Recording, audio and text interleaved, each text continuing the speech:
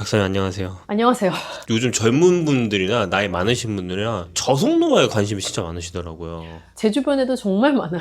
그 저속노화가 나왔다는 거는 어떻게 보면 노화를 늦출 수 있는 방법이 지금 많이 나왔다는 뜻으로 보이기도 하는데 방법이 많이 나왔다라기보단 예전에는 그냥 나이 들면 드는 대로 내버려 두었다면 지금은 사실은 누구나 천천히 나이 들고 싶잖아요. 내 동년배들보다 젊어 보이고 싶잖아요. 그래서 네. 그런 욕구들이 조금씩 이제 세상 밖으로 표출되어 나오는 것 같아요. 그래서 뭐 먹는 것이나 운동법도 그렇고 다들 천천히 나이 들게 하는 법들에 관심이 많으시죠. 노화는 왜 오는지 그리고 증상이 뭔지 좀 말씀해 주실 수 있을까요? 너무 슬프지만 엄마 뱃속에서 태어나서 내가 어느 만큼의 성장, 즉 성인기에 도달하고 난 이후에는 누구라도 점점 몸의 기능이 쇠퇴해가는 것을 느끼게 되죠. 정말? 이라고 말씀하신다면 예! 라고 말씀드리고 싶은데 그건 뭐 내 몸 안에 있는 모든 장기와 기관이 똑같은 속도로 똑같은 시점부터 노화가 생겨요. 뭐 기능이 쇠퇴해요. 이런 관점이 아니라 실제 여자들의 피부는 20대 중반이 되면 그 이후부터는 노화가 본격적으로 발생하죠. 슬슬. 누구도 10대, 20대만큼 반짝거리는 피부를 가질 수 없고요. 사실 소화가 점점 안 되는 증상이나 내가 노안이 온다라고 느끼는 눈이 점점 침침해지는 증상 같은 것도 굉장히 자연스러운 노화의 증상 중에 하나인데요. 사실 노화가 진행이 되는 건 내 몸의 전체를 구성하고 있는 각각의 작은 세포들이 하나하나 다 내가 젊었을 때만큼 쌩쌩하지 않기 때문에 그런 거죠. 이런 노화가 가속화되고 있다? 그런 신호 같은 게 좀 있을까요? 여러 장기 중에 5가지 장기를 우선 뭐 5가지 기관을 포인트를 하고 싶은데 우선은 여자분들은 저는 피부에서 가장 먼저 느끼지 않나 하는 생각이 들어요. 피부에서 네, 그건 남자분들도 또 일부 그러실 수 있을 것 같긴 하고요. 그런데 워낙 여자분들은 또 피부에 예민하시니까 일단 피부 건강에 영향을 크게 느끼실 것 같고 두 번째는 아마 다 공감하실 텐데 근육이요. 근육과 뼈. 그런 데에서 내가 좀 더 잘 넘어지게 되는 것 같고 우리 어르신들 보면 이렇게 침대에 누워 계시다가 예를 들어 낙상해서 어디가 부러지면 사실 굉장히 위험한 신호라고 보거든요. 그런 것처럼 내 뼈가 약해지고 내 근육의 힘이 딸리는 것 같은 상황. 그리고 장. 예전에는 뭘 먹어도 소화하는 게 괜찮았는데 지금은 그렇지 않아요. 조금만 불편하면 화장실 가고 싶어요 하시는 그 장 건강의 이슈가 생겼을 때 노화의 증상 중에 하나일 수 있죠. 또 하나는 혈관 건강도 해당할 수 있어요. 내 혈관이 얼마나 건강한지 내가 매일 체크는 하지 못하지만 건강검진 가서 예전에 혈압 괜찮았는데 혈압 올라가요? 혈압 올라가는 거는 혈관 건강에 이슈가 있다는 말의 증거이기도 하거든요. 그래서 그런 것들도 다 노화의 증거에 해당하죠. 이런 노화들을 좀 늦춰줄 수 있는 뭐 성분이라든지 식재료라는 게 좀 따로 있을까요? 특정한 식재료라기보다는 어떻게 조합을 해서 잘 밸런스 있게 먹느냐의 문제라고 생각을 해요. 그래서 뭐 가장 많은 분들이 알고 계시는 노화를 늦추기 위해 이거 꼭 먹어야 된다던데요? 에 해당하는 것들이 보면 오메가3 지방산, 식이섬유 같은 것들 많이 알고 계실 거고 그리고 항산화 성분이라고 우리가 부르는 뭐 폴리페놀이라던가 레스베라트롤 같은 그런 성분들 그런 게 많이 들어가 있는 식재료 즉 우리 몇 번 채널에서도 다루기도 했었는데 뚜렷한 색깔을 가지고 있는 과일 채소류 좋죠. 그리고 양질의 단백질, 좋은 지방산 이런 것들이 사실은 잘 밸런스 있게 내가 잘 섭취했을 때 노화의 속도를 늦추는 데 도움이 되죠. 영양제로 섭취하는 것과 그냥 식재료로 섭취하는 것이 좀 차이가 있을까요? 저는 큰 차이가 있다고 생각을 해요. 영양제로 섭취를 한다는 건 어찌 보면 농축된 고함량의 특정 영양소를 내가 먹을 수 있는 건데 그 농축된 고함량이라는 게 굉장히 좋게 들리실 수도 있지만 한편으로 내 몸에서 굉장히 부담스러운 용량일 수도 있어요. 그리고 그렇게 내가 먹은 용량을 내 몸에서 전체 다 사용하지 못하고 어디에 축적하거나 혹은 소모성으로 배출해버리는 경우들도 상당히 있을 수 있고요. 그래서 영양제로 섭취해서 한 가지의 고농축 고함량을 먹는 것보다 식품을 통해서 섭취하게 되면 그 내가 타겟으로 하는 해당 영양소 외에도 다른 영양소들을 부가적으로 같이 먹을 수 있게 되기 때문에 훨씬 바람직한 방법에 해당하죠. 노화를 막기 위해서 피하거나 제한한 음식이 따로 있으면 알려주시면 좋을 것 같아요. 빨리 늙는 거를 목표로 하시는 분은 안 계실 테니까 이제 이런 걸 드시면 빨리 늙을 수 있으니 주의하세요의 관점에서 저는 우선은 단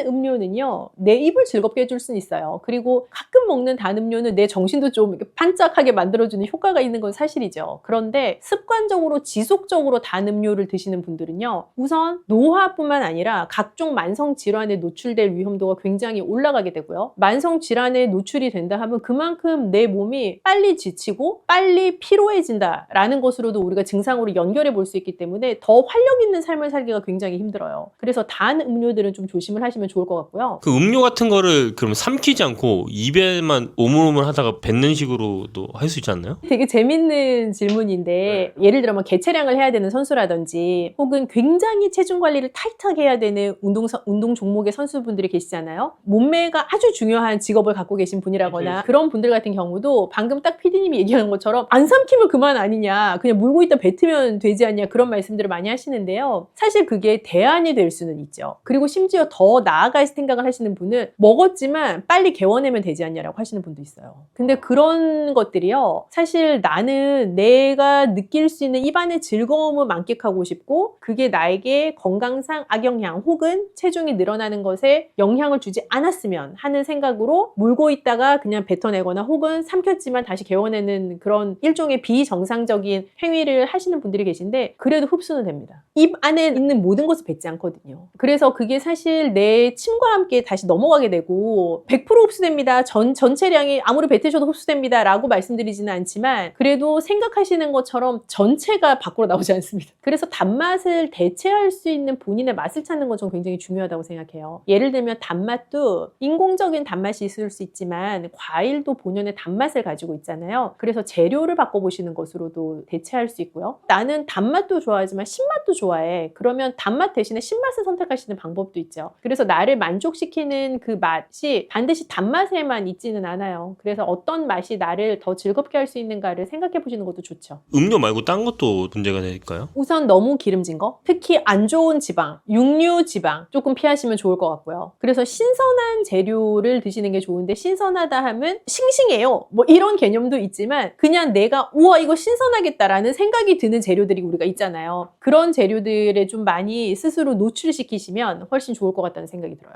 구운 건 괜찮나요? 안 된다기보다는 육류를 지글지글 하면서 구워 먹는 거는 조금 피하시면 좋지 않겠냐. 뭐 육류를 다시 튀기는 거, 예를 들어 돈가스, 프라이드 치킨 이런 거 조금 피하시면 좋지 않을까 하는 생각이 들어서 드리는 말씀이고, 튀긴 것도 뭐 채소를 굉장히 건강한 기름에 살짝 튀긴다거나 깊이 푹 담궈서 튀기는 건 아니지만 약간 기름을 자작하게 두르고 뭐 구워낸다거나 하는 류의 요리들은 또 한편으로 좋은 지방산을 섭취할 수 있는 나름의 방법이 되기도 하죠. 그래서 모두에게 굽는 것도 안 됩니다, 튀긴 것도 안 됩니다 라고 말씀드리기보다는 각각 목표하시는 바에 따라 그리고 각각 가지고 있는 현재의 건강 증상에 따라서도 조금 지침이 다를 것 같아요. 요즘에는 화덕 피자 같은 것도 유행이잖아요. 그런 거 먹을 때 괜찮나요? 이런 노화 쪽에서는? 화덕 피자를 먹으면 노화가 일어난다라고 얘기를 할 수는 없고요. 그럴 수는 없지만 똑같은 피자를 선택하실 때의 좋은 요령은 햄류, 가공육, 예를 들어 뭐 페페로니, 살라미, 뭐 햄 이런 류의 가공육이 들어간 메뉴를 피하시면 좋겠다라는 말씀을 드리고 싶어요. 예를 들어 수비드라든지 찜 같은 건 좀 괜찮나요? 완전 추천입니다. 사실 수비드 조리법을 이용해서 육류를 조리를 하시거나 맨날 말씀드리잖아요. 삼겹살 구이보다 보쌈이라고. 네. 그래서 그런 류의 조리법을 바꾸시는 것만으로도 굉장히 건강한 식생활을 할 수 있기 때문에 내가 좋아하는 재료 실컷 먹고 싶으면 조리법 바꾸면 돼요. 박사님 옆에 저속노화 레시피라는 책이 좀 보이는데 새로운 베이비예요.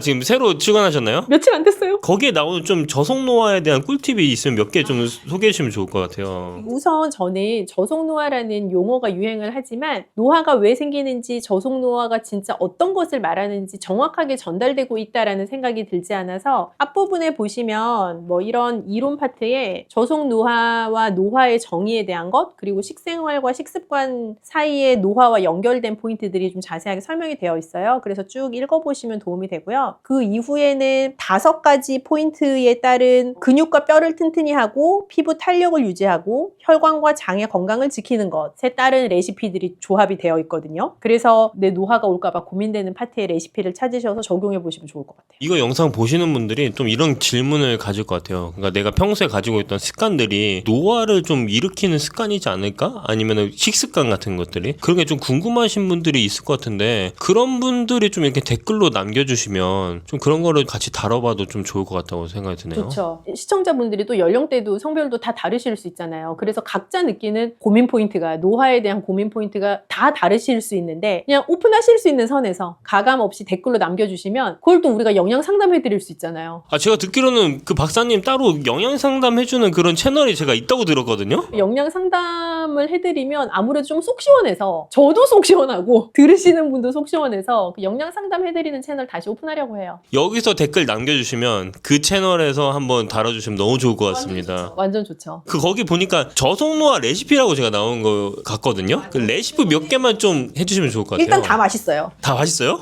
일단 다 맛있는 이유가 있는데 사실 저속 노화 레시피는 특정한 질환자를 위한 레시피라기보다는 그러니까 환자식이라기보단 어떠한 재료가 우리의 몸에 어떠한 영향을 미치는지를 긍정적으로 해석해서 잘 적용할 수 있게 풀어낸 레시피이기 때문에 모든 현대인들, 모든 건강인들이 다 적용하실 수 있는 레시피들이에요. 그래서 재료를 조금 다르게 먹는 방법이나 조합하는 방법들을 많이 고민을 했는데요. 요거 어떨까요? 완두콩 옥수수전? 보통 옥수수 어떻게 드세요? 그 캔 옥수수 사가지고 마요네즈 넣어 버무려 드시지 않소? 그게 우리 식당 가면 가장 많이 볼 수 있는 방법인데 사실 마요네즈가 그렇게 내 몸에 선한 메뉴가 아니랍니다. 그래서 조금 더 옥수수가 가지고 있는 이점을 살리되 완두콩처럼 더 씹히는 식감도 다양하게 같이 넣어가지고 좋은 기름에 살짝 굽는 형태의 완두콩 옥수수 전도 저희가 소개를 해드렸고요. 전으로 만들려면은 밀가루를 같이 섞을 수밖에 없지 않나요? 그래도 괜찮나요? 부침가루가 약간 들어가는 레시피인데 이 정도는 괜찮습니다. 보통 전집 가서 먹으면 파전이라고 했는데 파 몇 개 있고 막 반죽 와 있고 막 이런 경우 많잖아요. 근데 레시피대로 하시면 이렇게 반죽 거의 없는 것처럼 원재료가 살아있는 형태의 전을 드실 수가 있어서 굉장히 건강한 전의 형태이죠. 또 뭐를 소개를 해드리면 좋을까? 우리 채널 시청자분들이 수준이 높으시더라고요.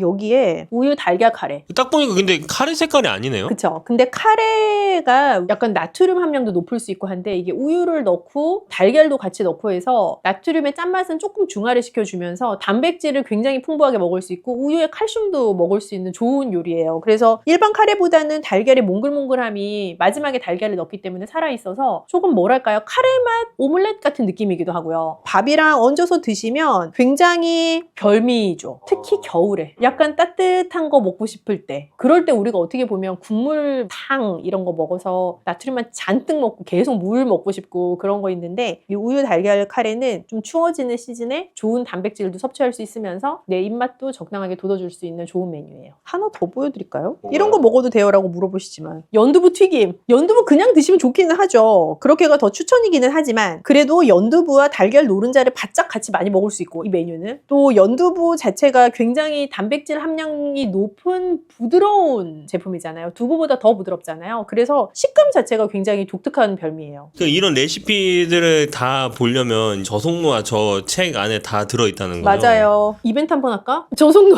레시피 책 드리는 이벤트. 이 영상의 베스트 댓글 10개 정도 선별해서 구독자분들에게 보내드리도록 하겠습니다. 채널 구독자분들에게만 드리는 이벤트. 고정 댓글 확인하시고 베스트 댓글 노화와 식생활에 대해 가지고 계시는 고민들 중에 신박하다고 표현드리면 안 되지만 정말 고민되시겠다. 제가 공감되는 거 그런 거 보면 좋을 것 같아요. 이거 드립니다. 정말 재밌는 주제로 얘기를 많이 해주셔서 너무 감사하고 끝으로 이제 이걸 보고 계신 노화에 고민이 있는 사람들 진짜 많잖아요. 20대 동생들도 엄청 관심이 많더라고요. 그런 분들에게 좀 마지막으로 한마디 해주시면 좋을 것 같아요. 노화는 되게 자연스러운 삶의 과정인 것은 사실이에요. 그런데 욕심을 좀 내면 천천히 노화되면 천천히 나이 들면 좋겠다. 그래서 그 속도를 늦출 수 있는 방법에 대한 고민이 지금 남녀노소 만인의 핵심일 텐데요. 건강한 식습관으로 조금만 전환하는 것만으로도 저속 노화를 충분히 실천하실 수 있으니까 오늘부터 당장 하나씩 해보시면 어떨까요?